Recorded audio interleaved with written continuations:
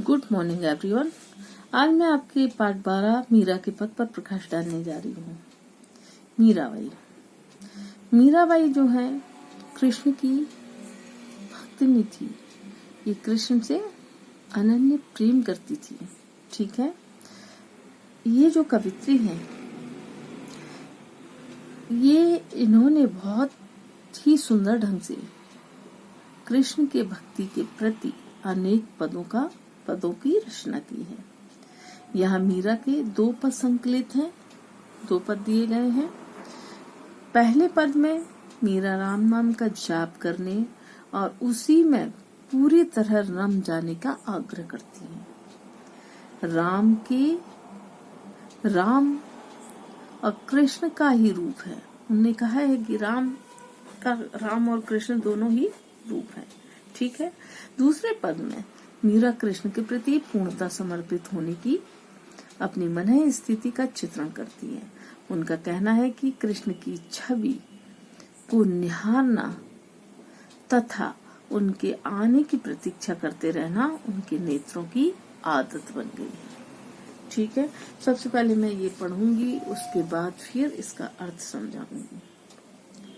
राम नाम रस पीजे, मन भा राम नाम रस पीजे, तज कुसंग सत्संग बैठते, हरि चर्चा सुन लीजिए, काम क्रोध मद मोह लोभ को चित्त से बहाय दीजिए, मीरा के प्रभु गिरधर नागर ताके संग में भीजे। अर्थ बताने जा रही हूँ, ध्यान दीजिएगा। कवित्री मीराबाई कहती है कि मन तू क्या कर, तू राम नाम रूपी रस का पान कर। किसका पान कर? राम नाम रूपी रस का।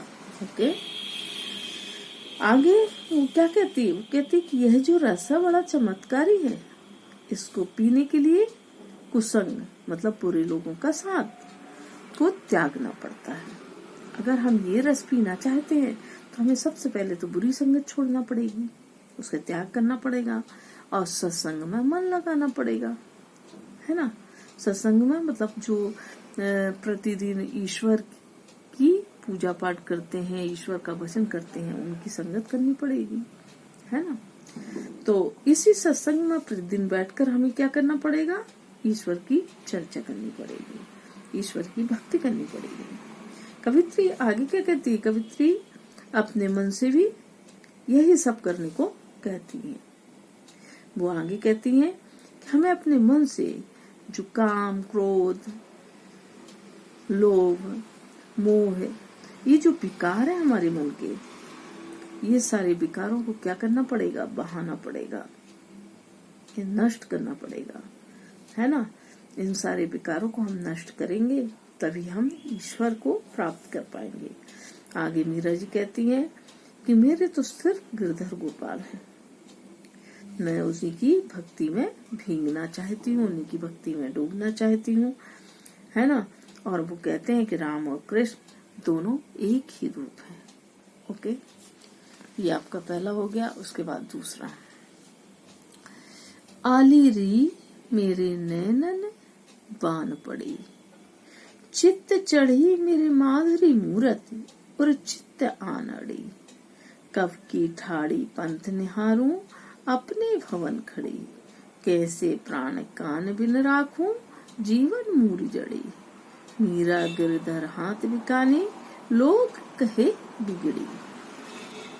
ठीक, अब इसमें क्या कह रही है कवित्री? अपनी सखी के माध्यम से कहती है कि मेरी आंखों को श्री कृष्ण को देखने की आदत पड़ गई है।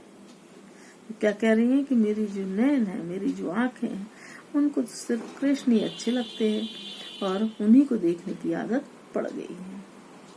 अब आगे वो कहती है कि उनकी मधुर मूर्ति मेरे चित्त में बस गई है। उनकी जो मधुर मूर्ति है वह मेरे चित्त में बस गई है, चढ़ गई है, और वह हृदय के बीच में आकर अड़ गई है। क्या हो गई है? आनड़ी मतलब हृदय के बीच में आकर वो अड़ गई है। इसके अलावा मुझे कुछ भी अच्छा नहीं लगता है। मैं तो अपने प्रीतम श्री कृष्ण के आने का रास्ता देख रही हूँ। पंथ निहारू मतलब रास्ता देख रही हूँ, किसका? अपने प्रीतम श्री कृष्ण के आने का रास्ता देख रही हूँ।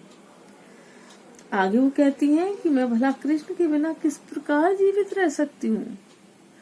बताइए, मैं कृष्ण से इतना प्रेम करती हूँ, मैं उनके बिना कैसे जीवित रह सकती हूँ? मैं जीवित कैसे रहूं? बताओ, मैं उनके बिना जीवित कैसे रहूं?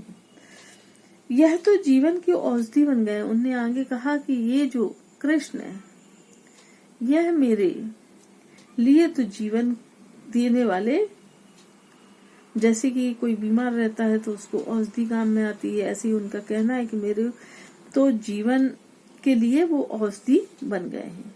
आगे मीरा कहती है कि मेरे तो गिरधर गोपाल है, मैं उनके हाथ में बिक गई हूँ। भले ही लोग क्या कह रहे हैं? लोग कहते हैं कि मीरा बिगड़ गई है। आगे मीरा जी कहती हैं कि मुझे लोगों के कहने की परवाह नहीं है। क्यों? क्योंकि मैं तो अब कृष्ण के ही रंग में रंग गई। ओके, ये तो हो गया आपका अर्थ। अर्थ के बाद इसके जो क्वेश्चन आंसर है ये मैं PDF में दूंगी। ठीक, ये आपका होमवर्क है, ये एक्सरसाइज है, ये एक्सरसाइज आपको PDF में दे दूंगी। ठीक है, आपका ये लेसन फिनिश। ओके।